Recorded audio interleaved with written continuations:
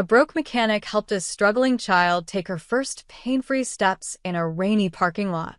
She thought it was just another repair job. She didn't know the child's father was the most feared mafia boss in the city. And she definitely didn't know what he'd do to keep her in their lives forever. The rain hit the windshield like bullets. Clara Martinez wiped her grease-stained hands on her coveralls and stared at the stack of overdue bills on her desk. The fluorescent lights in her tiny garage flickered, another thing she couldn't afford to fix. 28 years old, and she was 3 months behind on rent for a business that barely made enough to keep her fed. "Should have stayed in school," she muttered, reaching for the light switch. That's when she heard it, the expensive purr of an engine dying right outside her garage door. Through the rain-streaked window, Clara saw something she'd never seen in this neighborhood. A black Mercedes S-Class, the kind that cost more than she'd make in 5 years. It rolled to a stop under the broken streetlight, steam hissing from under its hood. Clara's instinct was to ignore it. Rich people had roadside assistance. They didn't need a struggling mechanic in the worst part of Brooklyn. But then the back door opened, and she saw the girl.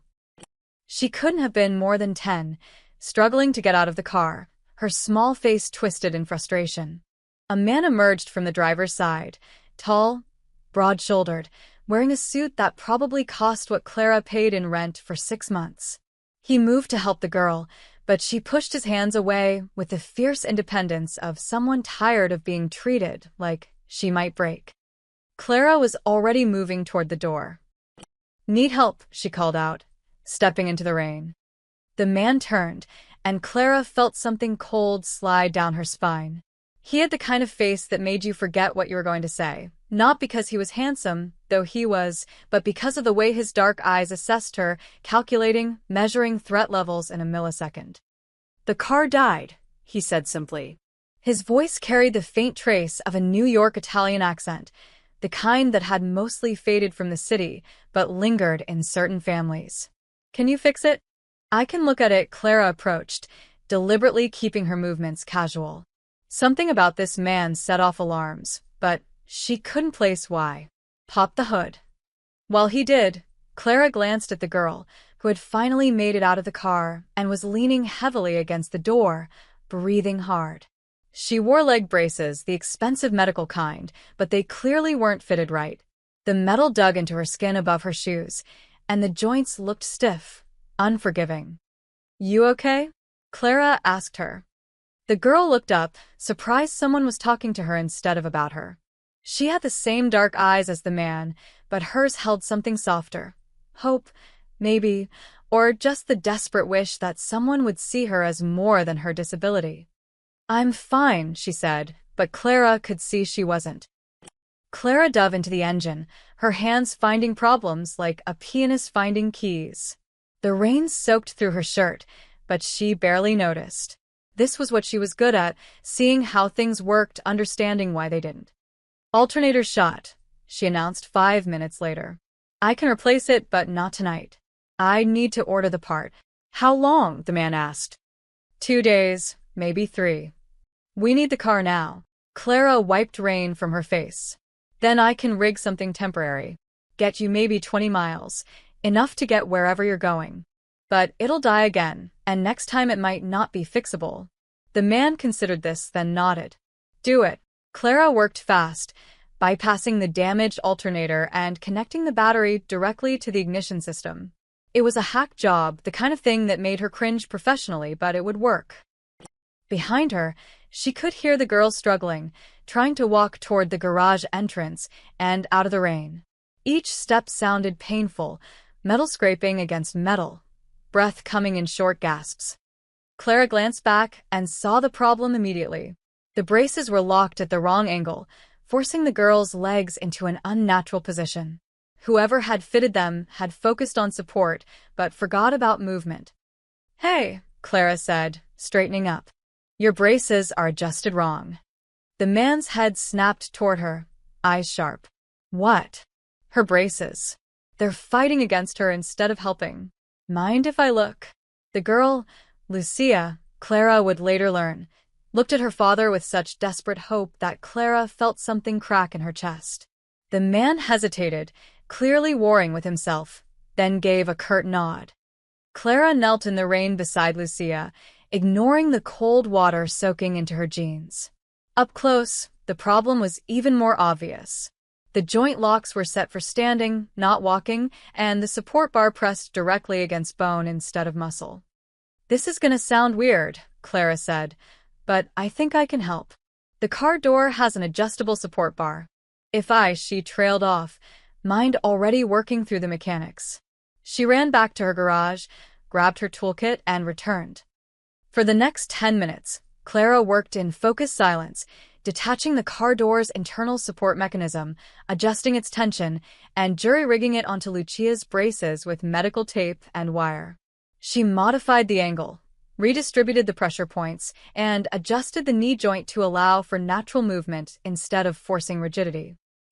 "Okay," Clara said finally, rocking back on her heels. "Try putting weight on it now." Lucia looked at her father. He nodded slowly. The girl pushed off from the car, and for the first time in who knows how long, she took a step without grimacing. Then another. The motion was still assisted, still careful, but the pain was gone from her face, replaced by something Clara hadn't seen before. Pure joy. "Papa," Lucia whispered, her voice cracking. "It doesn't hurt." The man, Matteo, though Clara didn't know his name yet, stared at his daughter walking, really walking, for the first time in months. When he looked back at Clara, something had changed in his eyes. The calculation was still there, but now there was something else. Something dangerous. Respect. "How much do I owe you?" he asked quietly. "For the car? $80. For the braces? Nothing." That was just Clara shrugged. Basic mechanics. Matteo pulled out a wallet thick with $100 bills. He handed her 5 of them. "The car service was $80, Clara protested. "The rest is for your discretion," Matteo said. His tone made it clear this wasn't a request. "You didn't see us." This conversation didn't happen. Clara's instincts screamed that she should ask questions, should demand to know what she'd just gotten involved in. But she looked at Lucia, still taking careful steps, still smiling like someone had just handed her the world, and she found herself nodding. "Never saw you," she agreed. They drove away into the rain, the Mercedes coughing but running. Clara stood in the downpour, $500 in her hand, and wondered what kind of mistake she'd just made. She wouldn't have to wonder for long. Matteo Ricci hadn't become one of New York's most feared men by trusting strangers. Yet here he was, driving through the rain-slicked streets of Brooklyn, his daughter chattering excitedly in the back seat, and all he could think about was the mechanic with grease under her fingernails who had just done what a team of orthopedic specialists at Mount Sinai couldn't. "Papa, did you see? I walked without it hurting." Lucia's voice bubbled with joy.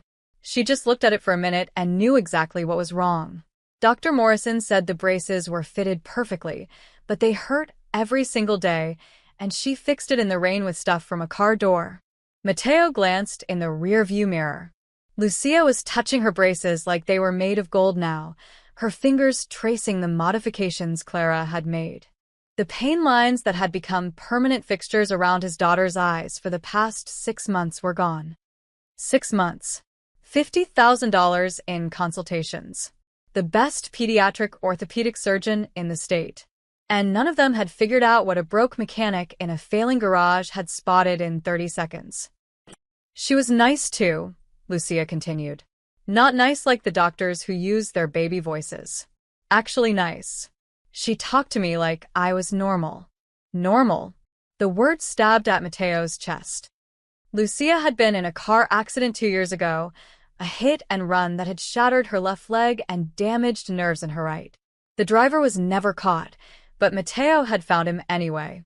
That was a closed chapter. What wasn't closed was watching his bright, fearless daughter slowly withdraw into herself as surgeries failed and doctors offered sympathy instead of solutions. "We'll send her a proper thank you," Matteo said carefully. "But Lucia, you can't go back there." "Why not?" "Because that neighborhood is controlled by the Castellano family. Because I have enemies who would love to know my daughter has a regular schedule anywhere outside our protected territory. Because that mechanic, however skilled, is a civilian who doesn't understand the world we live in. It's not safe, he said instead. Lucia went quiet, and Mateo recognized the stubborn set of her jaw in the mirror. She had inherited that from him, along with the dark eyes and the inability to accept defeat. His phone buzzed. Vincent, his second-in-command. "We need to talk about the Castellano situation," Vincent said without preamble. "Tomorrow." "Boss, they hit another one of our." "Tomorrow," Mateo hung up. The car sputtered, and Mateo swore under his breath. The mechanic had warned him. 20 miles. They were barely at 15, and home was still 10 minutes away. He coaxed the Mercedes through 3 more blocks before it died completely outside a 24-hour diner on Fifth Avenue. Mateo called for pickup, then took Lucia inside to wait. She ordered hot chocolate and sat in the booth, still talking about the garage lady. "She had this look," Lucia said, like she could see right through the metal to what was wrong underneath. "That's a superpower, Papa. Like X-ray vision, but for machines." Mateo's coffee arrived, bitter and too hot. He sipped it anyway. The truth was he'd noticed the same thing. When Clara Martinez had knelt in the rain beside his daughter, there had been no hesitation, no uncertainty. She'd seen the problem, understood it, and fixed it. No consultation fees. No 3-week waiting periods for appointments. No condescending explanations about how these things take time. She'd just done it. In Mateo's world, competence was currency. He surrounded himself with the best, the smartest lawyers, the most ruthless enforcers, the most connected politicians. He paid top dollar for excellence because excellence kept him alive and his family safe. But this mechanic hadn't wanted money.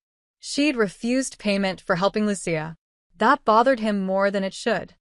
People always wanted something. Always. You just had to figure out what it was.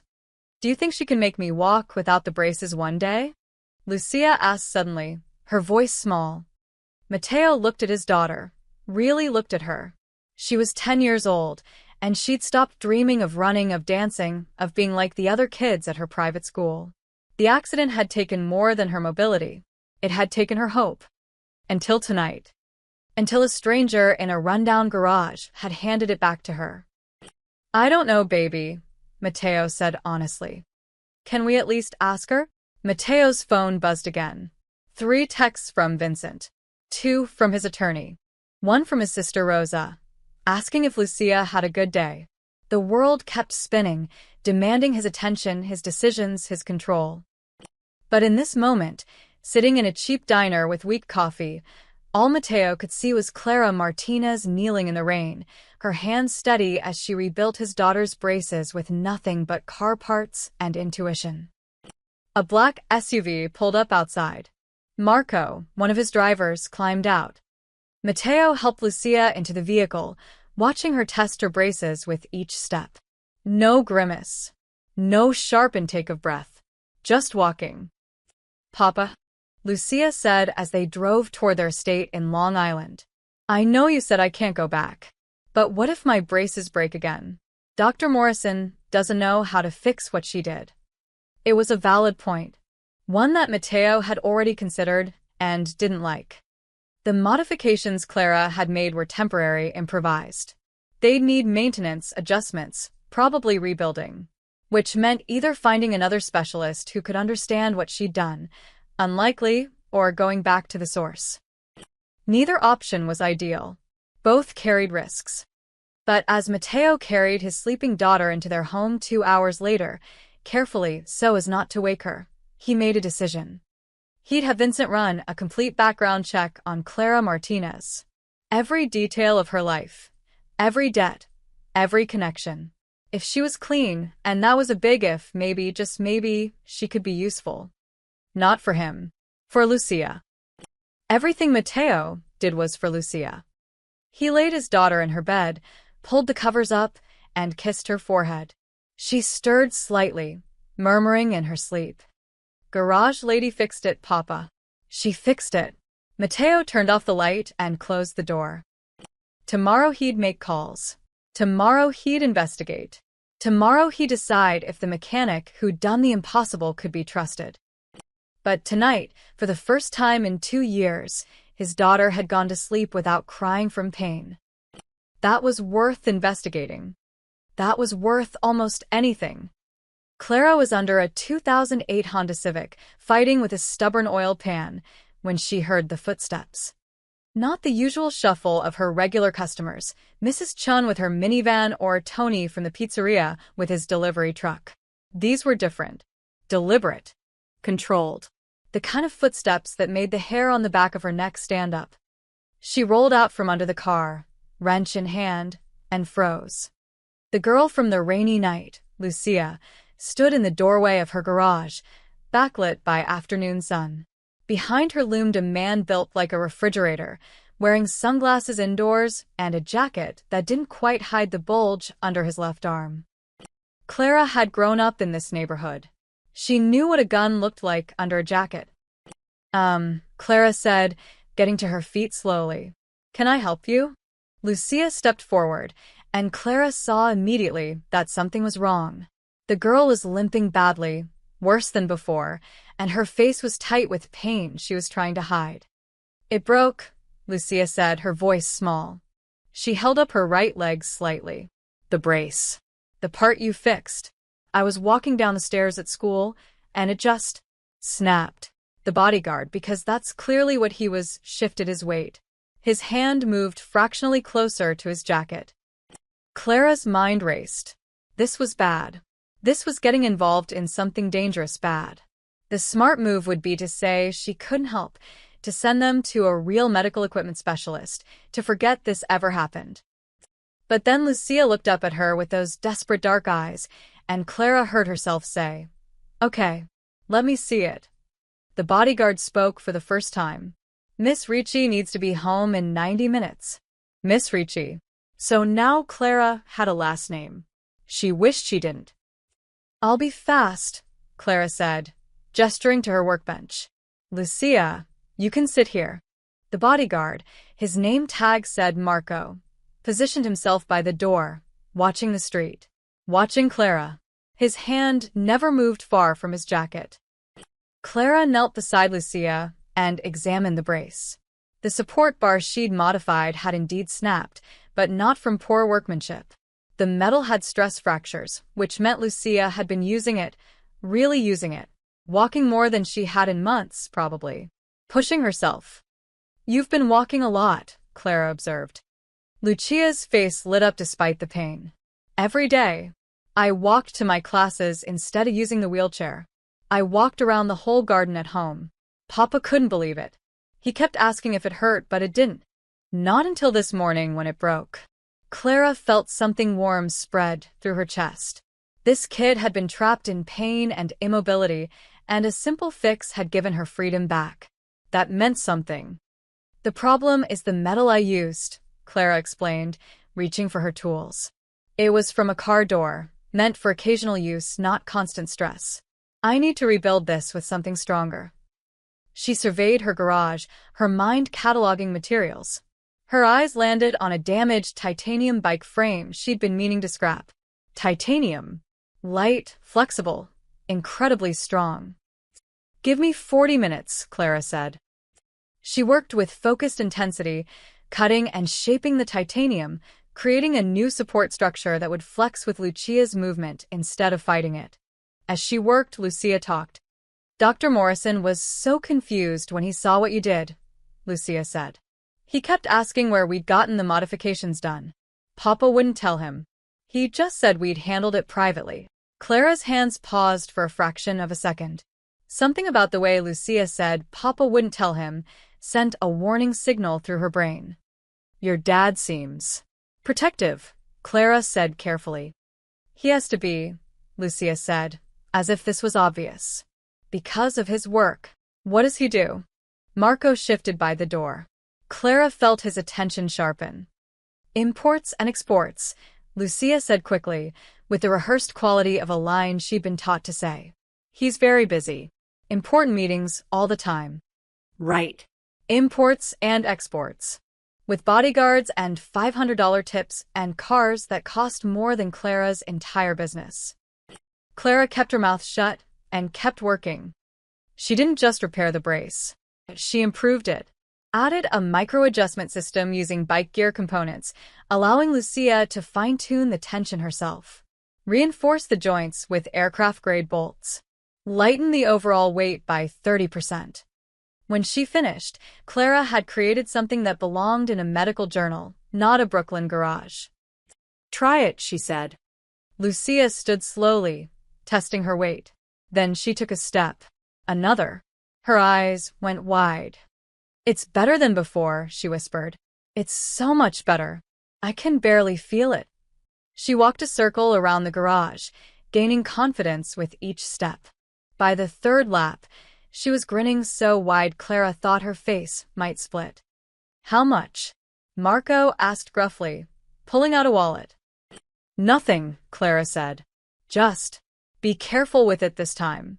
That titanium is strong, but it's not indestructible." Marco frowned, clearly uncomfortable with taking something for free. He pulled out $300 bills and set them on the workbench. "For your time," he said. It wasn't a suggestion. Lucia hugged Clara suddenly, fiercely. "Thank you," she whispered. "You don't know what this means." But Clara was starting to. She was starting to understand that she'd stumbled into something bigger than a broken car on a rainy night. Something involving a little girl who needed help and a family that operated by different rules than normal people. As Marco led Lucia back to the black SUV parked down the street, how had Clara not noticed that before? Lucia turned back and waved. "Can I come back?" she called. If something breaks again? Clara should have said no. Every instinct screamed to cut ties now, before whatever this was got deeper. "Sure," she heard herself say. "Yeah, you can come back." The SUV pulled away, and Clara stood in her garage, holding $300 she hadn't asked for, and wondered what kind of trouble she'd just invited into her life. Her phone buzzed. A text from an unknown number. "Thank you for helping my daughter. M.R." Clara stared at the message for a long time before deleting it. She didn't need proof of this connection. Didn't need a trail. But something told her it was already too late for that. The first Tuesday, Lucia showed up with Marco and asked if Clara could teach her about engines. Clara, who was replacing a transmission on a Ford Explorer, looked up in surprise. "Engines? Papa says I should learn practical skills," Lucia explained, though her eyes kept drifting to her braces. "And I like it here. It smells like possibility." That was such an odd, perfect thing to say that Clara found herself agreeing. The second Tuesday, Lucia brought a sketch. She'd drawn modifications she thought might make the braces even better, most of them impossible, some brilliant. Clara showed her how to use a socket wrench while secretly implementing the one idea that might actually work. By the third Tuesday, it wasn't even a question. Lucia would arrive at 4:30, do her homework on Clara's desk, then watch with laser focus as Clara worked on whatever project was in the bay. And always, Clara would spend the last 30 minutes adjusting, modifying, and improving Lucia's braces. "You're walking smoother," Clara observed one afternoon, watching Lucia cross the garage without holding onto anything. "Almost no compensating with your hip." "I walked up all the stairs at school yesterday," Lucia said proudly. "Didn't use the elevator once. My teacher cried." She was happy crying, but still. Clara smiled, adjusting a joint mechanism. She'd replaced the standard hinge with a custom ball-bearing system scavenged from a luxury car's suspension. The movement was smoother now, more natural. "Tell me again why your dad pays for expensive doctors when you've got me fixing you with junkyard parts," Clara said, half joking. Lucia's face went serious. "Because doctors see what's broken. You see what's possible." The words hit Clara harder than they should have. She focused on the brace, threading a new tension cable through the frame. Marco stood by the door as always, silent and watchful. Over the weeks, he'd relaxed slightly. He no longer kept his hand near his gun when Clara moved too quickly. He'd even accepted the coffee she'd offered last week, though he'd inspected it thoroughly before drinking. "Miss Martinez," Marco said one afternoon, "Mr. Ricci would like to know what materials you need." "Proper materials. He can have them delivered." Clara looked up from where she was crafting a new ankle support from an old motorcycle footpeg. "I'm good with what I have. Creativity works better than money sometimes." Marco looked skeptical but nodded. What Clara didn't say was that she liked the challenge. Liked taking broken things, discarded car parts, damaged bike frames, scrap metal, and turning them into something that helped this kid walk. There was poetry in it. Redemption for all the things she couldn't fix in her own life. By week 5, Lucia was walking with only a slight limp. Clara had built her 3 different support frames, lightweight for school, reinforced for outdoor activities, and a minimal brace for therapy exercises. Each one was custom-fitted, adjusted weekly as Lucia's muscles grew stronger. "You're a genius," Lucia declared one Tuesday, testing the new lightweight frame. "Like Tony Stark, but for legs instead of suits." "Tony Stark is fictional," Clara pointed out. "So? You're doing impossible things too." Clara snorted, but she felt a glow of pride she hadn't experienced since dropping out of MIT 6 years ago. Back then, she'd been developing prosthetic limb technology, dreaming of patents and changing lives. Then her mom got sick, the money ran out, and dreams became luxuries she couldn't afford. But here, in this garage, maybe she was changing a life after all. Just one. But one that mattered. "How's your hip feeling when you walk now?" Clara asked, making notes in the journal she'd started keeping about Lucia's progress. "Better." The physical therapist asked what I'd been doing differently. I told her I had a secret weapon. "Lucia." "Don't worry, I didn't say your name. I just said I found someone who understood mechanics better than medicine." Marco's phone buzzed. He answered, listened, then looked at Clara with an expression she couldn't read. "Mr. Ricci is 5 minutes away," he said. "He'd like to see the workshop." Clara's stomach dropped. "He's coming here?" "He's been curious," Marco said simply, "about what his daughter does every Tuesday for 2 hours. Lucia grabbed Clara's hand. "It's okay. Papa just wants to see you're not a crazy person." "You're not a crazy person, right?" "Jury's still out," Clara muttered, quickly shoving tools back into organized chaos. For minutes later, a black Mercedes, newer than the one that had broken down, pulled up outside. Matteo Ricci stepped out wearing a charcoal suit that probably cost more than Clara's monthly revenue. He filled the doorway of her garage, and Clara was struck again by the barely contained power in him. Like a weapon in a display case, beautiful, dangerous, and just waiting for an excuse. "Mr. Ricci," Clara said, wiping her hands on her coveralls. "Welcome to the kingdom of Greece and broken dreams." His mouth twitched. Almost a smile. "My daughter speaks highly of your kingdom. Papa, look." Lucia walked toward him, her steps confident and smooth. "Watch how stable I am now." Clara built a gyroscopic balance system into the ankle joint. "It autocorrects if I start to tilt." Matteo watched his daughter walk, and Clara saw something shift in his face. The hard edges softened. The dangerous man became just a father, watching his child do something he'd been told might never happen. "Remarkable," he said quietly. His eyes moved to Clara. "You've been doing this every week." "She's an excellent student," Clara said. "Asks good questions. Understands mechanical principles faster than most adults." "I meant the braces. The modifications." Clara shrugged. She needed help. "I can help. It's not complicated." But Matteo's expression said it was complicated. Very complicated. "We should discuss compensation," he said. "Proper payment for your time and expertise. Lucia's homework company is payment enough. Kid knows more about Roman history than I ever did." Something flickered in Matteo's eyes. Surprise, maybe, or respect. He wasn't used to people refusing his money, Clara realized. Wasn't used to people who wanted nothing from him. "Nevertheless," Matteo said. "What you're doing for my daughter," he paused, and Clara heard the weight of unspoken things. "It matters. More than you know." He turned to leave, then stopped. Marco will continue to bring Lucia on Tuesdays. If that's acceptable. It's acceptable, Clara said. After they left, Clara stood in her garage, feeling like she'd just passed some kind of test she hadn't known she was taking. Her phone buzzed. Another unknown number. Thank you. M.R. This time, Clara didn't delete it. Mateo arrived on a Thursday, not a Tuesday. Clara was demonstrating leverage principles to Lucia using a car jack when she noticed him standing in the doorway. Not announcing himself. Just watching. She'd learned not to startle easily around Matteo Ricci.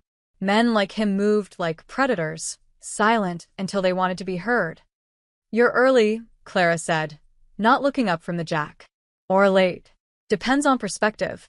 Neither, Matteo replied. I had business nearby. Thought I'd see what happens during these lessons. Lucia beamed. Papa. Clara's teaching me about mechanical advantage. Did you know a small force can lift something super heavy if you use the right lever point? It's basically magic, but with physics. Fascinating, Matteo said, and he actually sounded like he meant it. Clara gestured to a folding chair, the only clean seat in the garage. Pull up a throne. We're about to do walking drills. She expected him to decline, to check his expensive watch and remember some urgent meeting. Instead, Matteo sat, crossing one ankle over his knee, looking perfectly at ease in a garage that probably violated every health code in the city. Okay, Lucia, Clara said, standing. Remember what we worked on last week? Walking backward puts different stress on the joints. Let's see if the new ankle rotators are doing their job. Lucia positioned herself at one end of the garage, concentration written across her face. She took a breath, then began walking backward. Slow, careful, but steady. Clara walked beside her, not touching but close enough to catch if needed. Good. Feel that resistance? That's the rotor engaging. It's supposed to feel like that. Keep your weight centered. Perfect. Now, try turning while you back up. Lucia executed a clumsy, but successful pivot. Yes. Clara high-fived her. That's what I'm talking about. 3 months ago, you couldn't do that. 3 months ago, I couldn't do anything, Lucia said softly. Clara caught the shadow that crossed the girl's face, the memory of pain, of limitation, of a smaller world. She squeezed Lucia's shoulder. Well, you can do it now. That's what matters. Again. 5 more reps, then we adjust the tension cables. From his seat, Matteo watched the easy physical affection between them, the casual encouragement. In his world, touch was transactional, a handshake to seal a deal, a pat on the back that meant you'd pleased him, a hand on the shoulder that meant you were about to receive bad news. But Clara touched Lucia like it meant nothing and everything. A hand to steady her. A playful nudge when she made a joke. A high five for success. Natural. Unguarded. It was such a small thing. It shouldn't have mattered. But Matteo couldn't remember the last time someone had touched his daughter without a medical purpose or political calculation. After the drills, Clara had Lucia sit on the workbench while she examined the braces, making micro-adjustments with the precision of a jeweler. You're favoring your right side when you turn, Clara observed. Just slightly.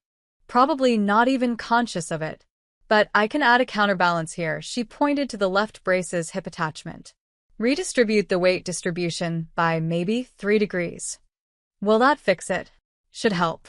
We'll test it, and if it doesn't work, we try something else. That's engineering. Controlled failure until you find success. Lucia grinned. That's what Papa says about business too. Clara glanced at Matteo, one eyebrow raised. Your dad's secretly an engineer?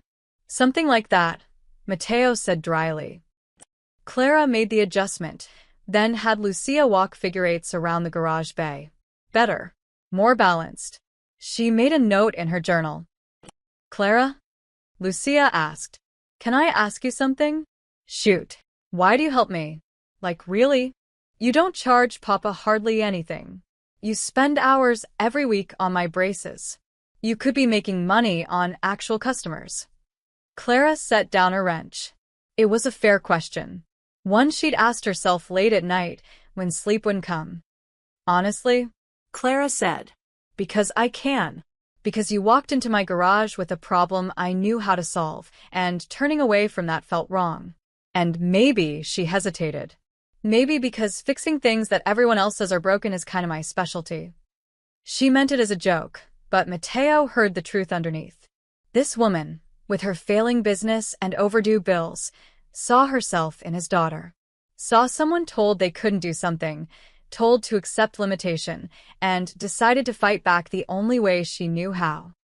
With grease-stained hands and stubborn determination. Plus, Clara added, lightening the mood, you're significantly better company than Mrs. Chen's minivan. That thing judges me. I can feel it. Lucia laughed, and the sound filled the garage like music. Mateo's phone buzzed. Vincent, no doubt with something requiring immediate attention. The underworld didn't pause for father-daughter moments. But for once, Mateo silenced it. He stayed for another hour, watching Clara guide Lucia through strength exercises, teach her about torque and tension, make her laugh while discussing compression ratios. Clara never performed for him, never changed her manner, because he was there. She was exactly who she was, direct, warm, completely present. In Mateo's life, everyone performed. Everyone had an angle. His advisors told him what he wanted to hear. His enemies told him lies. His associates told him carefully calculated truths designed to benefit themselves.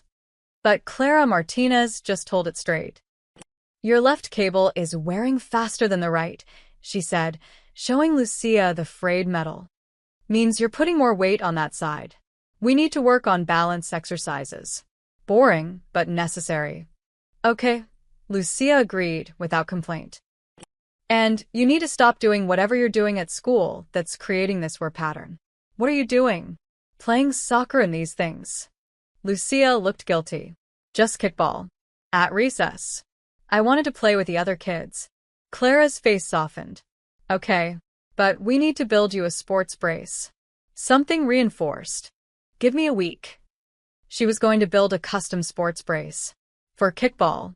For a kid who just wanted to be normal. Mateo felt something shift in his chest, a crack in the armor he'd worn for so long he'd forgotten it was there. When he finally stood to leave, Clara walked him to the door. She's doing really well, Clara said quietly, so Lucia wouldn't hear. Better than well. She's thriving. Whatever else is happening in her life, make sure she knows she's not defined by those braces. Mateo looked at this mechanic who barely reached his shoulder, who had no idea who he really was, who was giving him parenting advice with absolute confidence. Thank you, he said. And meant it in ways he couldn't explain. As he drove away, Mateo realized something unsettling. For the first time in 15 years, he'd met someone who didn't want anything from him. And somehow, that made her more dangerous than anyone he'd ever faced. Vincent Calabrese had been Mateo's second-in-command for 12 years. In that time, he'd learned to read his boss better than anyone, knew when silence meant approval, when it meant someone was about to die, and when it meant Mateo was working through a problem. Right now, sitting in Mateo's study at the Long Island estate, Vincent recognized a fourth type of silence. One he'd never encountered before. Uncertainty. Boss, Vincent said carefully. We need to talk about the mechanic. Mateo looked up from the papers on his desk. Legitimate business, shipping manifests from his actual import company. The legal side of his empire that paid taxes and employed accountants. What about her? Vincent exchanged glances with Tony Marcetti, Mateo's head of security, who stood by the window. They'd agreed Vincent would take point on this conversation. Mateo respected Vincent's judgment, usually. It's been 8 weeks, Vincent said. Lucia's been going to that garage every Tuesday, like clockwork. Marco reports the mechanic's background checks clean, but what? But too clean, Tony interjected. Clara Martinez, 28, dropped out of MIT in her junior year when her mother got cancer. Mother died 2 years ago. No siblings. No romantic relationships we can find. No political affiliations. No debt besides the garage lease and some medical bills. She's a ghost, boss. She's not a ghost, Mateo said flatly.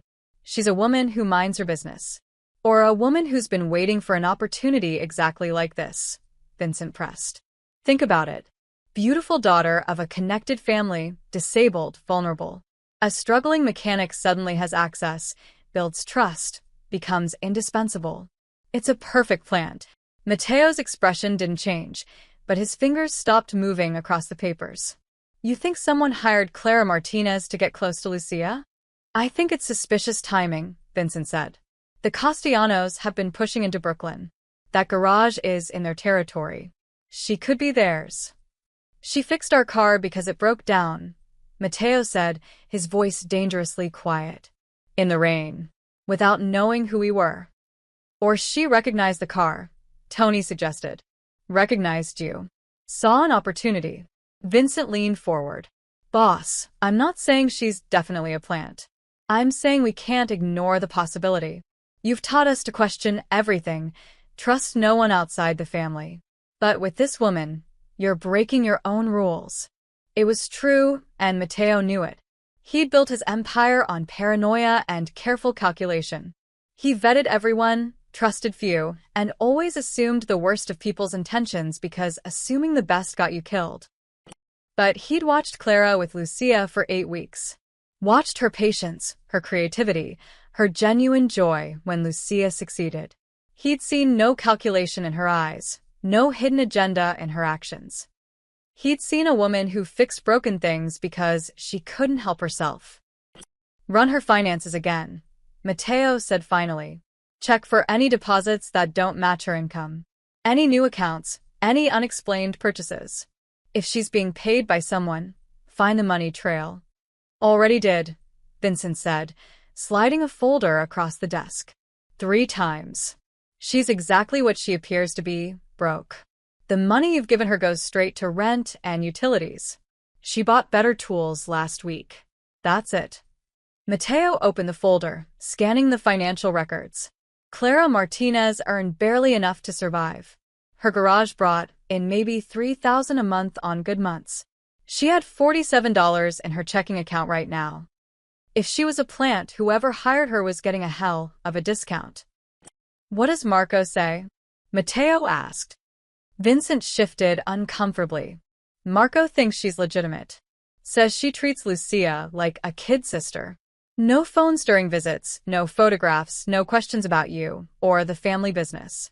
She talks about engines and physics and shows Lucia YouTube videos about mechanical engineering. So Marco, who's with them every week, sees no threat. Marco's protective of the kid, Tony said. Might be clouding his judgment. Mateo closed the folder. Or maybe his judgment is the clearest because he's actually there. Boss. Enough, Mateo's voice cut like a blade. I understand your concerns. I share some of them. But Lucia has made more progress in 8 weeks with Clara than in 2 years with specialists. My daughter walks now. Really walks. She plays kickball with other kids. She smiles every Tuesday morning because she knows she's going to that garage. Vincent fell silent. They all knew what Lucia meant to Mateo. The girl was his world, his weakness, his only soft spot in an otherwise ruthless existence. I'm not blind to risk, Mateo continued. Marco stays with them. We monitor the garage. Any sign of surveillance, any contact with Castellano people, any indication she's not what she appears, we shut it down. Immediately. And if she is a plant? Tony asked. Mateo's eyes went cold. Then she picked the wrong family to infiltrate. The words hung in the air, a promise and a threat. Vincent nodded slowly. He'd pushed as far as he could. I'll keep eyes on her. Discreetly. You do that. After they left, Mateo sat alone in his study, staring at Clara's financial records. The numbers told a story of quiet desperation, someone barely holding on, working 80-hour weeks just to stay afloat. His phone buzzed. A text from Lucia. Clara says I can try walking without braces for short distances next month. She's building transition supports. Isn't that amazing? Matteo typed back, very amazing. Proud of you, baby. He set the phone down and poured himself 2 fingers of scotch. Vincent was right to be suspicious. In Matteo's world, trust got you killed. Everyone had an angle, everyone wanted something, and altruism was just manipulation with better marketing. But he'd watched Clara work, seen the focus in her eyes when she modified Lucia's braces, the way she celebrated every small victory like it was her own. He'd seen her refuse his money repeatedly, seen her spend hours helping his daughter for nothing but the satisfaction of solving a problem. Either Clara Martinez was the most dedicated undercover operative in history, maintaining cover to a degree that bordered on method acting, or she was exactly what she appeared to be. A good person in a hard situation, doing her best with what she had. Matteo finished his scotch. He'd been in this business long enough to know that good people were often the most dangerous. Not because they wanted to be, but because they made you want to believe in things you'd given up on. Things like trust. Like kindness without strings attached. Like maybe, just maybe, not everyone was trying to hurt you. That belief could get you killed faster than any bullet. But watching his daughter walk, seeing her smile, hearing her laugh, that was worth almost any risk. Almost. The Castellano family operated out of a restaurant in Bensonhurst, a legitimate Italian place with red checkered tablecloths and the best osso buco in Brooklyn. In the back room, where tourists never went, Dominic Castellano held court. He was 53, silver-haired, and smiled like someone who never faced consequences for anything in his life. Because he hadn't. Tell me again, Dominic said, swirling wine in his glass. About the garage. Polly Torino, one of Dominic's street captains, leaned forward. Every Tuesday. 4:30, like clockwork. The Ricci girl shows up with one bodyguard, big guy named Marco. They stay 2 hours. Girl leaves walking better than she arrived. And the mechanic, Clara Martinez. Nobody important. Broke, no family, no connections. Wrong place, wrong time. Got lucky fixing Ricci's car couple months back. Dominic smiled. Luck. Interesting word for it. Around the table, 5 of Dominic's most trusted men waited. They'd been at war with the Ricci organization for 18 months, a slow, grinding conflict over territory, shipping routes, and old grudges that went back generations. Matteo Ricci was winning.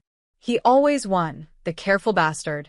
Never exposed himself, never made mistakes, kept his family locked away in that Long Island fortress like some medieval lord. But now, apparently, he'd made a mistake. The girl's the key, Dominic said thoughtfully. Matteo's only child.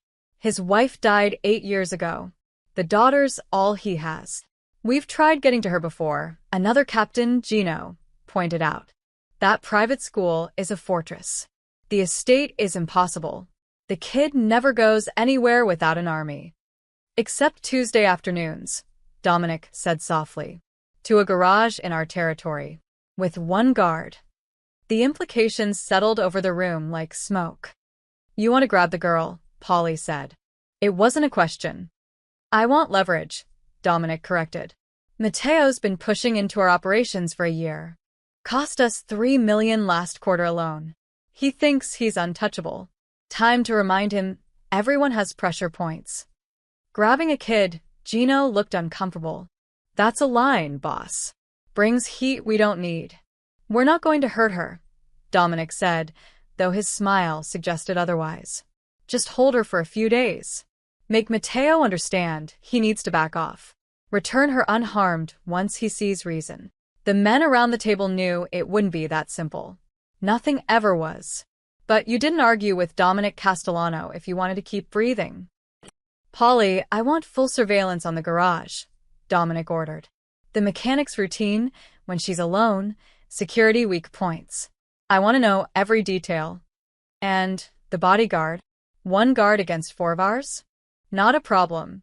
We move fast, we move smart, and we have the girl in a car before Ricci even knows what happened. When? Polly asked. Dominic sipped his wine. Soon. But not too soon. Let's watch a bit longer. Make sure there are no surprises. Clara noticed the car on Thursday. A dark blue Chevy Impala, parked across the street, same spot 3 days in a row. Different driver each time, but the same car. In a neighborhood where most people drove decade-old Hondas and Toyotas, a well-maintained newer car stood out. She told herself she was being paranoid. Told herself it was probably nothing. But she'd grown up in Brooklyn. She knew the difference between nothing and something pretending to be nothing. On Friday, she mentioned it to Marco when he brought Lucia for an extra session. The sports brace was ready for testing. Blue Impala, she said quietly while Lucia was in the bathroom. Across the street. Been there all week. Different guys. Marco's expression didn't change, but Clara saw his hand move toward his jacket. Which car? Gone now. But same spot every day. 2 to 6 p.m. You get a plate number? Wrote it down. Clara handed him a scrap of paper. Marco pocketed it without comment, but Clara noticed he positioned himself differently for the rest of the session, angled toward the door, checking the street every few minutes through the window. When Lucia tested the sports brace, reinforced joints, extra ankle support, impact-resistant plating disguised as normal athletic wear, she didn't seem to notice the tension. This is incredible. Lucia jogged slowly across the garage, her movements controlled but confident. I can actually run. Clara, I can run. Easy, Clara warned.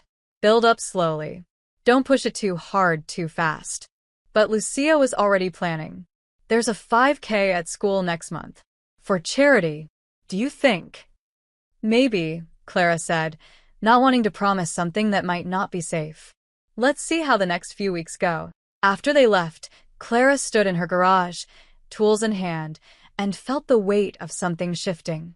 The looks Marco had been giving the street. The text messages he'd sent while Lucia wasn't watching. The way his hand never left his jacket. Something was wrong. That night, Clara stayed late, working on an old Nissan's brake system. Around 9, she stepped outside to dump some used oil and saw it. The blue Impala, parked 2 blocks away, headlights off. Her stomach dropped. She went back inside, locked the door, and called the only number she had. Matteo answered on the second ring. Clara. There's a car, she said without preamble.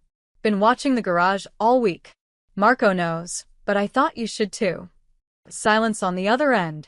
Then, what kind of car? She described it, gave him the plate number from memory. Are you there now? At the garage. Yes. Lock the doors. I'm sending people. 20 minutes. I don't need 20 minutes, Clara. Stay inside. He hung up. Clara stood in her garage, surrounded by tools and car parts and the life she'd built with her own hands, and realized that life had just gotten very complicated. The blue Impala was still out there, watching, waiting. And Clara, who'd never hurt anyone in her life, who fixed things instead of breaking them, suddenly understood what Lucia had meant weeks ago. Papa has to be protective. Because of his work. Whatever that work was, it had just followed them to her door. Through the window, she watched the Impala's silhouette against the streetlights. Somewhere in that car, someone was watching her back. Clara picked up a tire iron, tested its weight, and waited for whatever came next. 18 minutes later, 3 black SUVs arrived. The blue Impala disappeared into the night. But Clara knew it would be back. Predators always came back. The surveillance got worse. Over the next week, Clara spotted 4 different vehicles rotating watch on her garage. They weren't even trying to be subtle anymore. A white van, a gray sedan, a black pickup, all parking within view. Engines running, men inside staring at her door. Matteo's response was immediate and overwhelming. Marco no longer came alone. Now Lucia arrived with 3 guards, 2 SUVs, and enough firepower to start a small war.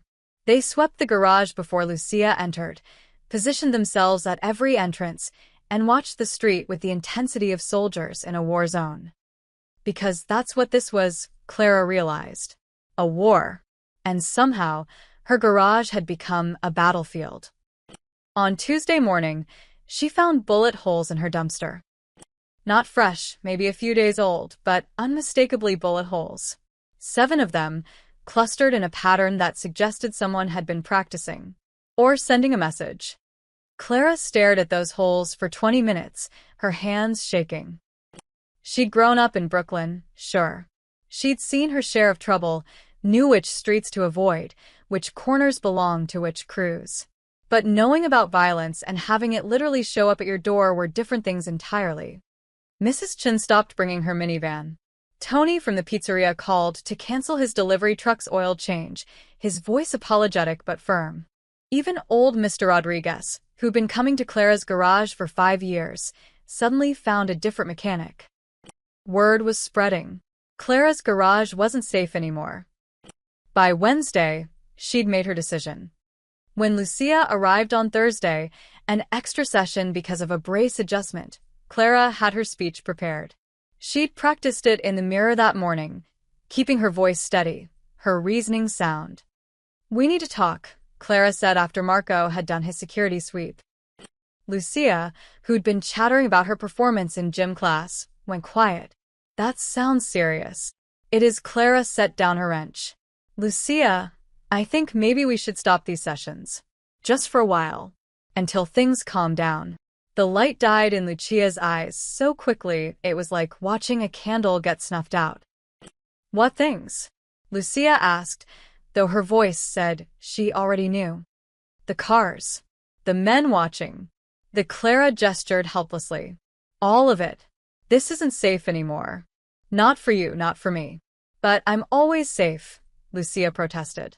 "Marco's here. Papa's guards are outside. Nothing's going to happen." "Something already happened. There are bullet holes in my dumpster, Lucia. My customers are leaving because they're scared to come here. This isn't." "I can't." Clara stopped, swallowing hard. She wasn't going to cry. She was making a rational decision based on self-preservation. This was smart. This was survival. "I'll find you another specialist," Clara continued. "Someone legitimate, with an actual medical practice and credentials, and—" "I don't want another specialist." Lucia's voice cracked. "I want you." "Lucia. Do you know what my life was like before I met you?" Tears were streaming down Lucia's face now, and Clara felt her resolve crumbling. "I couldn't walk without pain. I couldn't keep up with other kids. I sat in the wheelchair at school because it hurt too much to try. Teachers looked at me like I was broken. Kids avoided me because I was the disabled girl who might slow them down. I know, but... And then you fixed me." Lucia was sobbing now. In the rain with car parts, like it was nothing. Like I wasn't broken, just incorrectly calibrated. Do you know how that felt? Do you know what it's like to have someone see you as a problem they can solve instead of a tragedy they have to pity? Clara's carefully prepared speech evaporated. She knelt in front of Lucia, her own eyes burning. "You're not broken," Clara said fiercely. "You were never broken. But I felt broken. Until you. You made me feel like I could do anything. Like maybe one day I won't need braces at all. Like maybe I could be normal. You are normal. Then don't leave me." Lucia grabbed Clara's hands, her grip desperate. "Please. I know it's scary. I know Papa's world is dangerous. But you're the only person who's ever helped me without making it about them. Every doctor wants credit. Every therapist wants to write papers about me. But you just help. Because you can. Because you care." Clara looked at this 10-year-old girl with tears on her face and determination in her eyes, and saw the version of herself that had dropped out of MIT to care for her dying mother, that had given up her dreams to survive, that had learned to fix broken things because she couldn't fix her own broken life. Lucia wasn't broken, but maybe Clara was. And maybe helping this kid walk was the first step toward fixing herself. "Your dad's going to kill me," Clara said softly. Lucia's face transformed, hope blazing through the tears. "He won't. He'll protect you. He protects everyone important to me." "Yeah, that's kind of the problem." But even as she said it, Clara knew she'd already made her choice. Not the smart choice. Not the safe choice. But the right one. Okay, Clara said. Okay. We keep going. But new rules. You only come when your dad says it's safe. No arguments, no negotiations. And if things get worse, they won't, Lucia promised, hugging Clara so hard she could barely breathe. Papa will fix it. He fixes everything. Over Lucia's shoulder, Clara caught Marco's eye. The big man's expression was unreadable, but he gave her a single nod. Respect, maybe. Or acknowledgement that she'd just signed up for something she didn't fully understand. That evening, after Lucia left, Clara sat alone in her garage and called Matteo. I'm staying, she said when he answered. I'm going to keep helping Lucia. But I need you to be honest with me. How bad is this? Matteo was quiet for a long moment. Bad enough that I should tell you to run. That I should cut contact to keep you safe. But you won't. But I won't, he agreed. Because my daughter needs you. And what Lucia needs, she gets. Even if it puts me in danger? I'll keep you safe, Clara. That's a promise. How? With guards? With guns? That's not keeping me safe, Matteo. That's making me a target. You became a target the moment you helped my daughter. That's not how I wanted things to go. But it's the reality. Now I deal with reality. Clara pressed her palm against her forehead. This is insane. Yes, Matteo agreed. Welcome to my world. I'm sorry you're in it. He hung up before she could respond.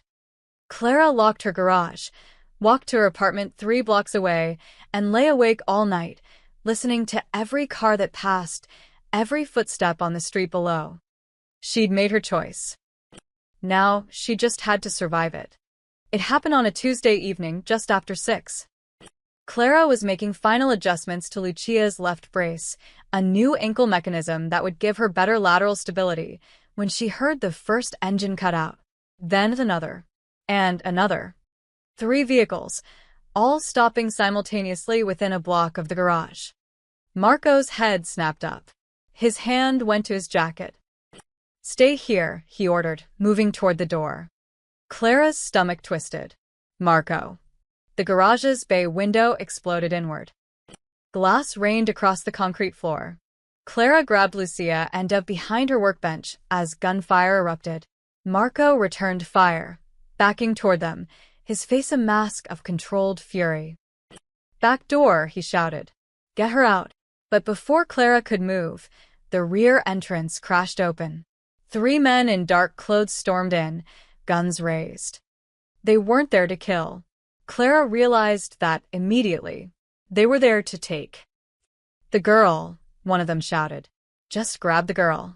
Time split into crystallized moments. Marco took down the first man through the rear door with 2 shots. The front door exploded inward. More men. Too many men. Marco pivoted, firing, but there were too many angles, too many targets. He went down with a grunt, blood blooming on his shoulder. And then it was just Clara and Lucia, surrounded by 4 armed men in a garage full of tools that suddenly looked like toys. Don't hurt her. The man who appeared to be in charge pointed his gun at Clara. We just want the kid. You stay down, you stay alive. Lucia was shaking against Clara's side, whimpering. Clara's mind raced, calculating odds that all came out to 0. 4 armed men. No weapons. No backup. No chance. Except. Clara's hand closed around the pneumatic impact wrench on the workbench behind her. She squeezed Lucia tighter.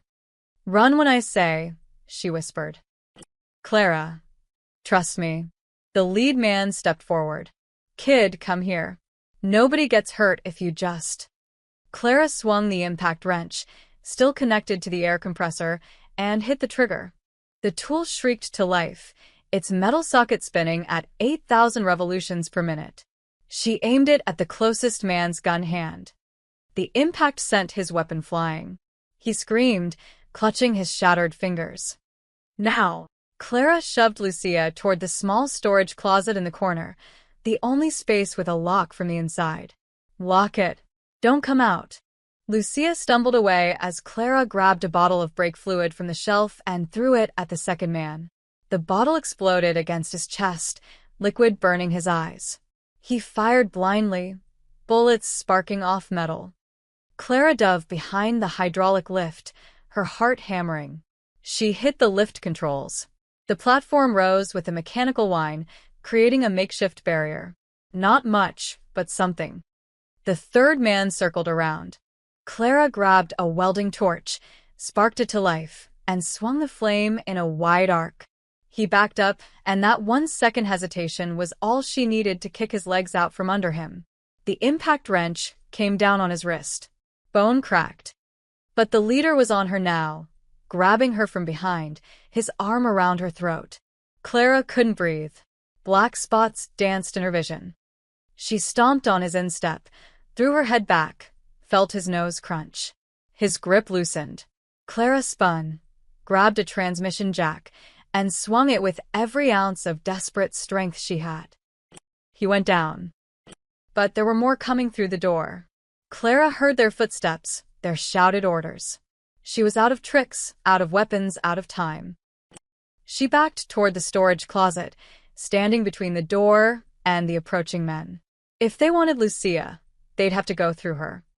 Last chance, one of the new arrivals said, raising his gun. Step aside. Clara spread her arms wider, making herself a bigger target. No. He aimed at her chest. The shot never came. The garage suddenly filled with new sounds, shouting, more gunfire, the screech of tires.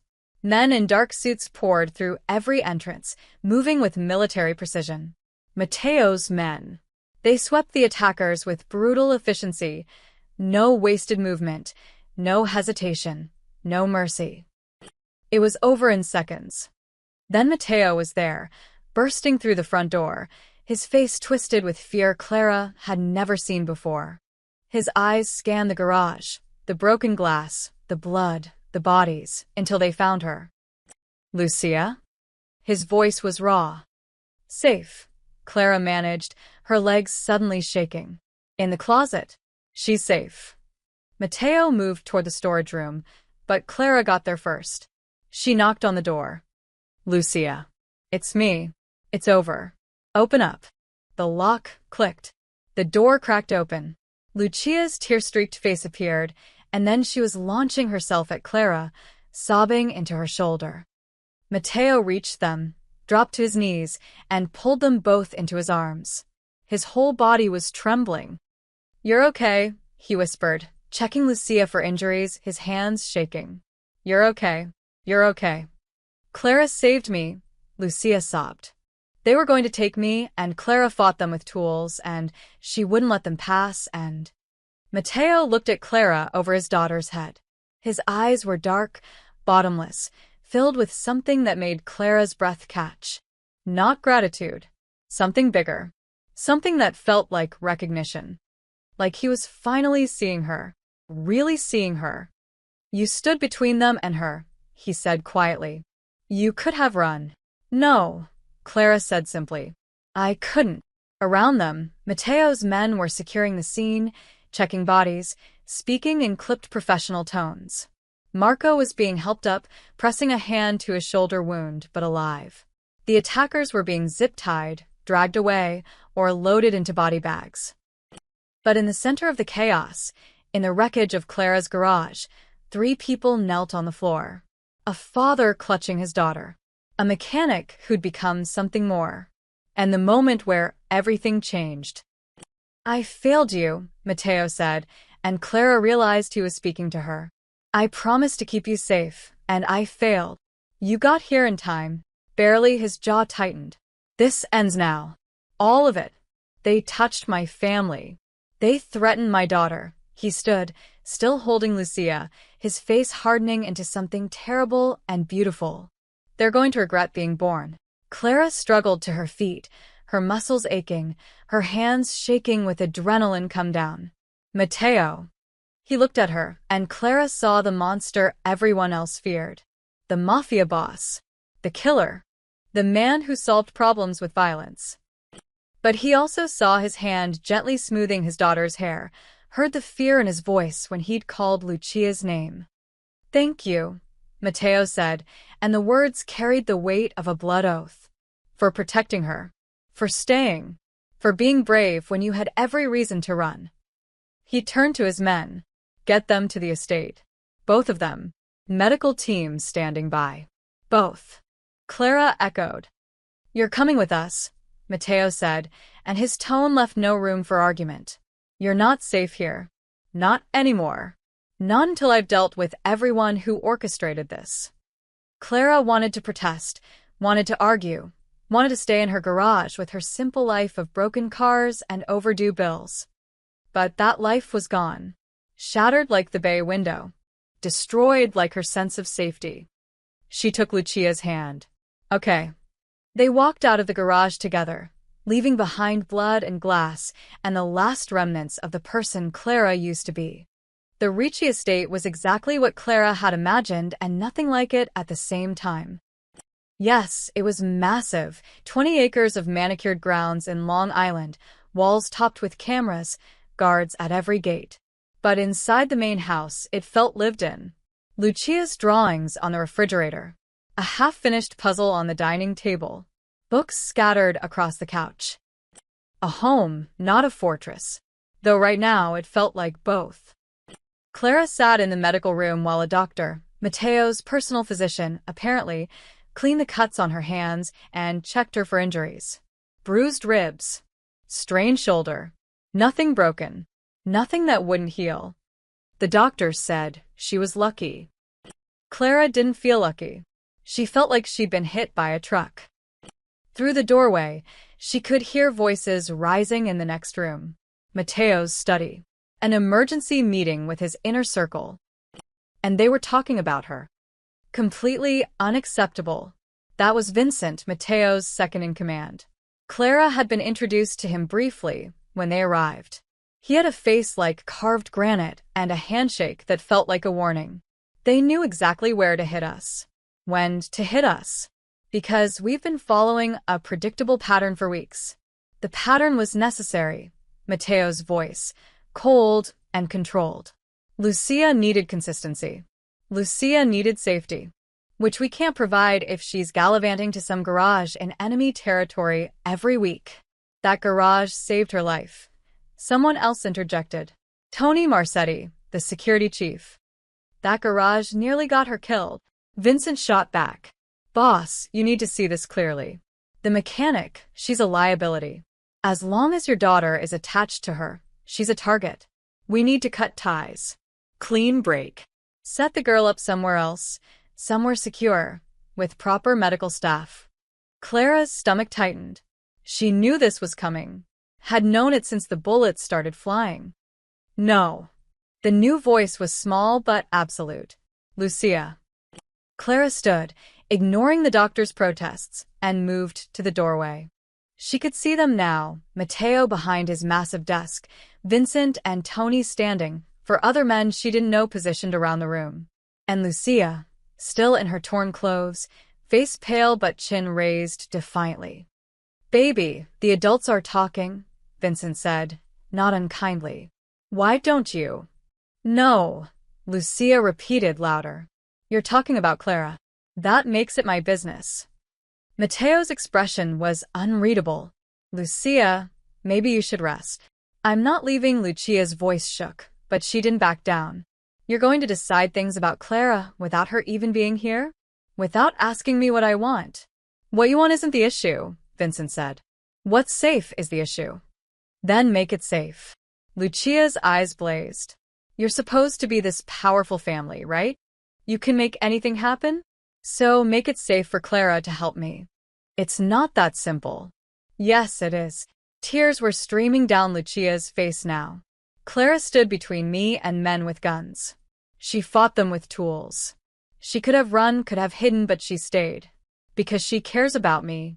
And now you want to throw her away like she's nothing?" "No one's throwing anyone away," Matteo said quietly.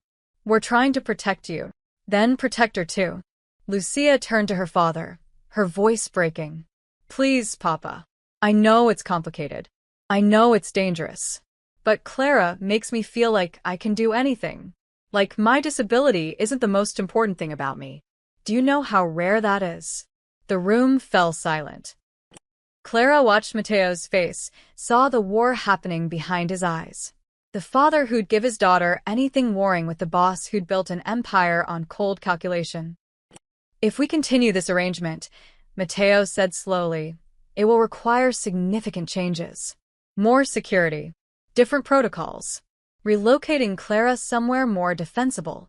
You can't relocate her, Lucia protested. Her garage is her life. Her garage is a crime scene, Vincent interjected. And a known target. She can't go back there. Clara stepped fully into the doorway. I'm standing right here. Maybe include me in decisions about my life? Every head turned. Mateo's eyes found hers, and something passed between them. Acknowledgement, respect, understanding. You're right, Mateo said. Clara, please. Join us. She walked into the room, hyper-aware of the dangerous men watching her every move. She'd fought off kidnappers 2 hours ago with an impact wrench. She could handle a business meeting. Vincent thinks we should end your arrangement with Lucia, Mateo said bluntly. For your safety and hers. What do you think? Clara looked at Lucia, then back at Mateo. I think your daughter has made more progress in 3 months than she did in 2 years. I think she's this close to walking without braces. And I think ending it now would break her heart.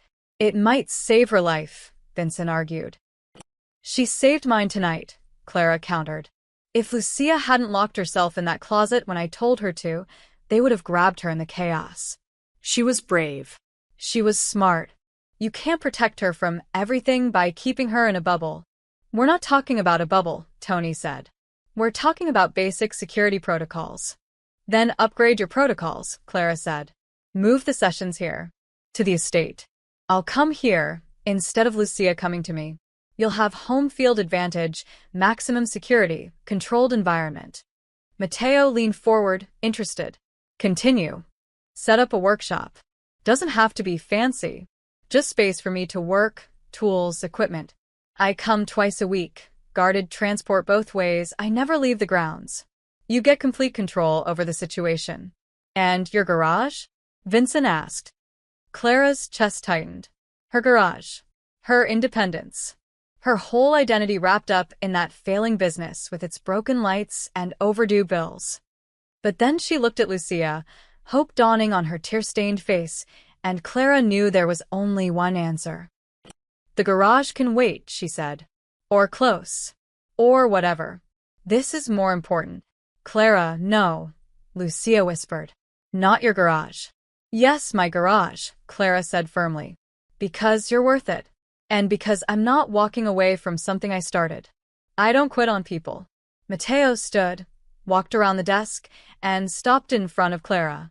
Up close, she could see the exhaustion in his face, the weight of everything he carried. You'd give up your business for this? He asked quietly. For her? In a heartbeat, something shifted in his eyes. The last wall crumbling. Then we do this properly. Vincent set up the workshop. Spare building near the garage, convert it. Whatever Clara needs, she gets. Tony, security detail for Clara, rotating shifts, drivers, full protection protocol. Boss, Vincent started. She bled for my daughter tonight, Mateo said, his voice cutting like steel. She stood her ground when trained men with guns told her to move. She's earned our protection. She's earned everything we can give her. He turned back to Clara. You'll stay here tonight. Tomorrow we'll arrange transport to get your things. You'll have an apartment in the city, security included. The workshop will be ready by end of week. I didn't agree to an apartment. You're part of this family now, Mateo said simply. That means we take care of you. Non-negotiable. Clara opened her mouth to argue, then saw Lucia's face. The girl was beaming, actually beaming, despite everything that had happened. Okay, Clara said. But I'm paying rent. Mateo's mouth twitched. Almost a smile. We'll discuss it. As the meeting broke up, advisors filing out still grumbling, Clara found herself alone with Mateo for a moment. Thank you, he said quietly, for choosing her. I didn't really have a choice, Clara admitted. Your daughter is impossible to say no to. She gets that from me. This time Clara did smile. Somehow I believe that. Mateo's hand brushed her arm. Just for a second. Warm. Steady. Real. The people who did this, he said. They won't get a second chance. I promise you that. Clara believed him. And that should have scared her. Instead, it made her feel safe for the first time since the bullets started flying. 6 weeks passed like a dream Clara kept expecting to wake up from. The workshop Mateo built her was better than anything she could have imagined.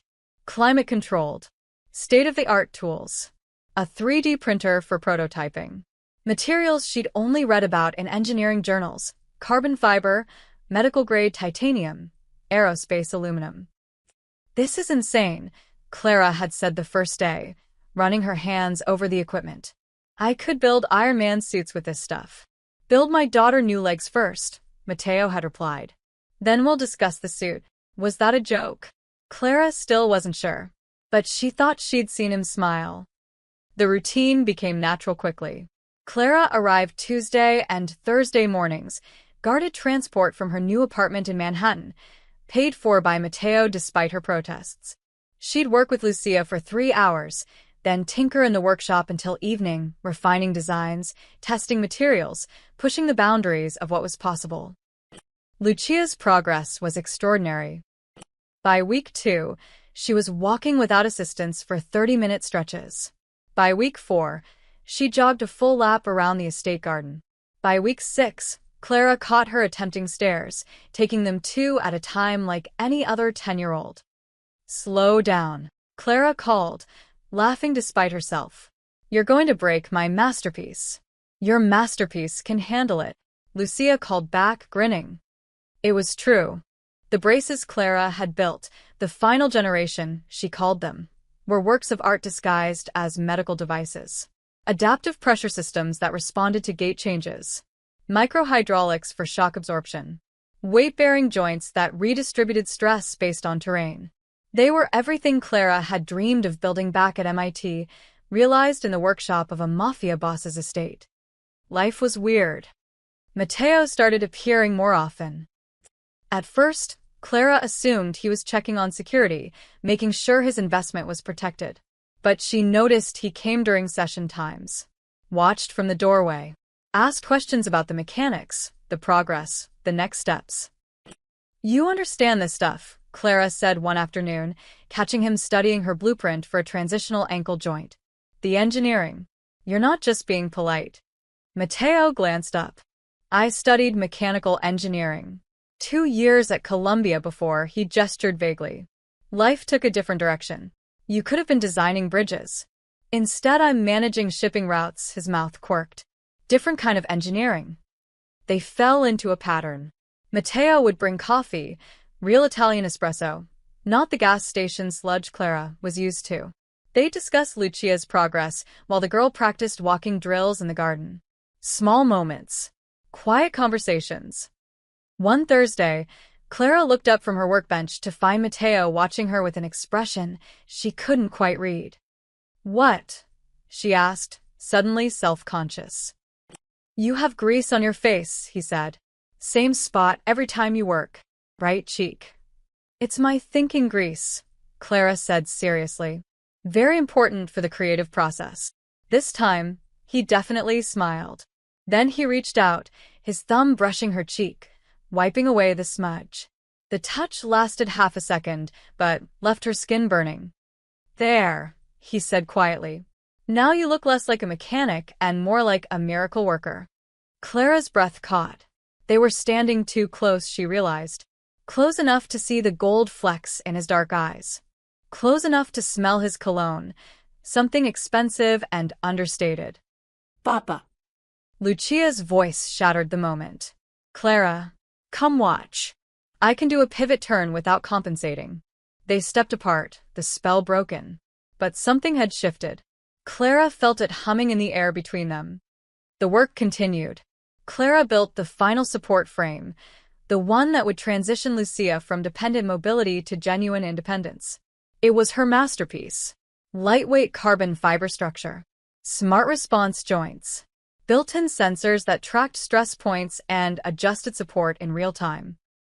This is it, Clara told Lucia during the fitting. This is the one that gets you to the finish line. What finish line? Whatever finish line you want, Clara said, adjusting the hip attachment. Running, dancing, climbing trees, being a normal kid who happens to have cool bionic legs. Lucia hugged her suddenly, fiercely. Thank you. For everything. For seeing me. Clara hugged her back, blinking hard against sudden tears. Always, kid. Always. Mateo had been watching from the doorway. When Lucia ran off to test the new frame, he approached Clara. She loves you, he said simply. I love her too, Clara admitted. Didn't mean to. Tried not to, honestly. But that kid makes it impossible. I know the feeling.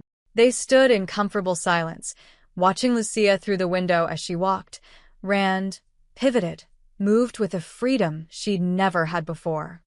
My birthday is next week, Mateo said abruptly. Saturday. There's a celebration. Family, associates, the usual performance. I'd like you to come. Clara turned to him, surprised. Me? Why? Because you're part of this now. Part of Lucia's life. Part of, he hesitated. It would mean something. To both of us. If you were there. Clara knew she should make an excuse. Should maintain professional distance. Should remember that this man lived in a world of violence and danger that she wanted no part of. But when she looked at him, she didn't see the Mafia boss everyone feared. She saw the father who'd tear apart the world for his daughter. The man who brought her coffee and asked about her designs. The person who'd given her the resources to build something that mattered. Okay, she said. I'll come. Mateo's face softened. Good. That's good. He left before she could say anything else, but Clara stood in the workshop for a long time after, her heart doing complicated things she didn't want to analyze. That evening, Lucia cornered her before she left. Papa likes you, Lucia announced with the brutal honesty of children. Likes you. He's grateful I'm helping you. No, it's different. He smiles when you're around. Real smiles, not the fake ones he uses for business people. And he watches you when you're not looking. And last week he asked Rosa if his gray suit was too formal or not formal enough. Clara's cheeks heated. You're imagining things. I'm 10, not blind, Lucia said sagely. And I think it's good. Papa's been alone since Mama died. He deserves someone who makes him happy, Lucia. I'm just saying, if you decided you liked him back, I'd be okay with it. More than okay. I'd be thrilled. She skipped away before Clara could formulate a response, leaving Clara standing in the workshop, surrounded by tools and machinery, and the growing realization that somewhere between the bullets and the braces, between the fear and the trust, she developed feelings for Matteo Ricci. Feelings that terrified her more than any gun-wielding kidnapper ever could. Because those men could only hurt her body. This could break her heart. The ballroom was magnificent. Chandeliers dripping crystal, live orchestra, 200 guests in designer clothes who probably spent more on their watches than Clara had made in her entire life. She felt wildly out of place in the black dress Lucia had insisted she buy. You can't wear coveralls to Papa's birthday, Lucia had said, scandalized. So here Clara stood, in heels that hurt and a dress that cost more than her monthly rent used to, watching New York's elite mingle with people who were definitely not on any legitimate guest lists. You look terrified, a voice said beside her. Clara turned to find Matteo, devastating in a perfectly tailored black suit. Her mouth went dry. I'm fine, Shalit. Just wondering how many people here could have me killed with a phone call. Only about half, Matteo said, and she couldn't tell if he was joking. The other half would need 2 phone calls. Very reassuring. His eyes traveled over her, slow and appreciative. You look beautiful. Before Clara could respond, Lucia appeared, practically vibrating with excitement.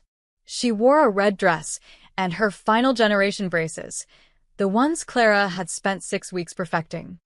"It's time," Lucia whispered. "Are you ready?" "Ready for what?" Lucia just grinned and headed toward the orchestra. She whispered something to the conductor, who nodded and raised his baton. The music stopped. Conversations died. Mateo tensed beside Clara. "What is she doing?" "I have no idea," Clara said, but her heart was already racing.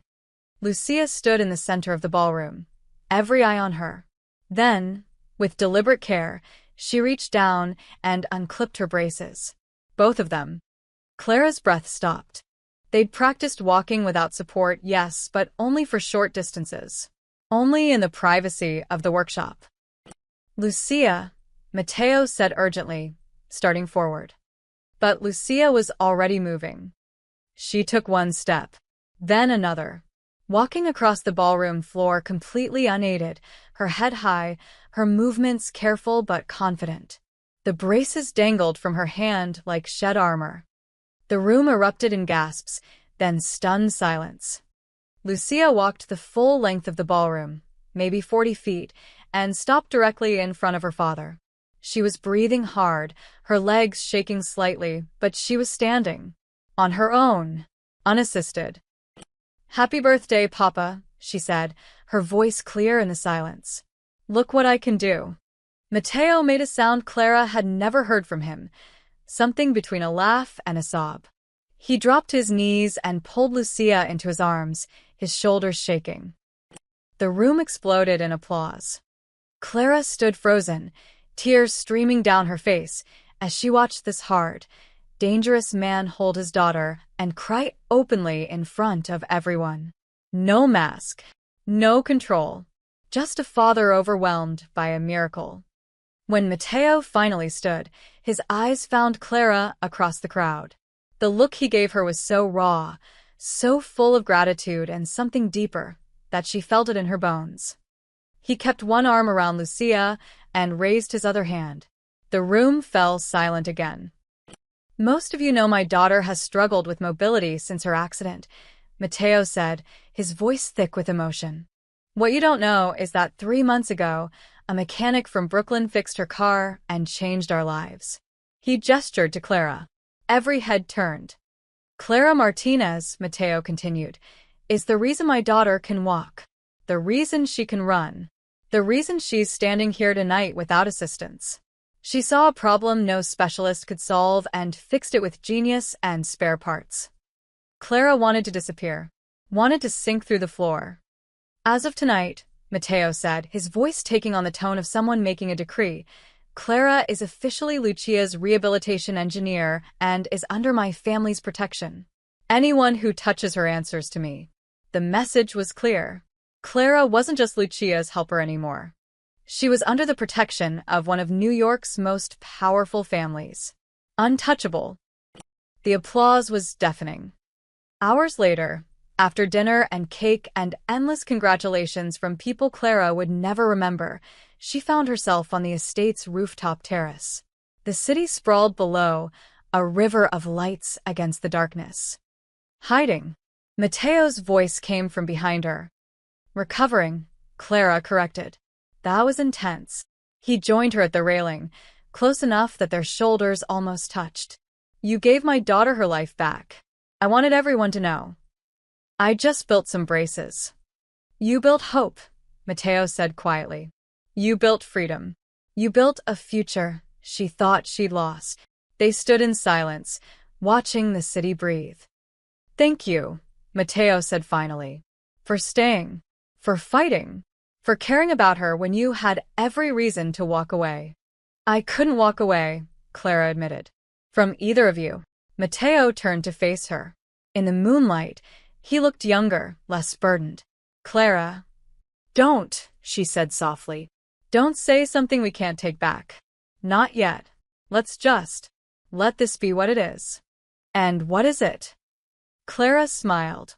"Something real. Something good. Something worth protecting." Mateo's hand found hers on the railing. Their fingers intertwined naturally, like they'd done it 1,000 times before. "I can work with that," he said. Below them, Through the terrace doors, they could see Lucia showing off her walking to anyone who'd watch, her face radiant with joy. Clara thought about the rainy night 3 months ago when a car had broken down outside her failing garage. How she'd almost ignored it, almost let them pass by. Instead, she'd fixed a car and changed 3 lives forever. Hers, Lucia's, Matteo's.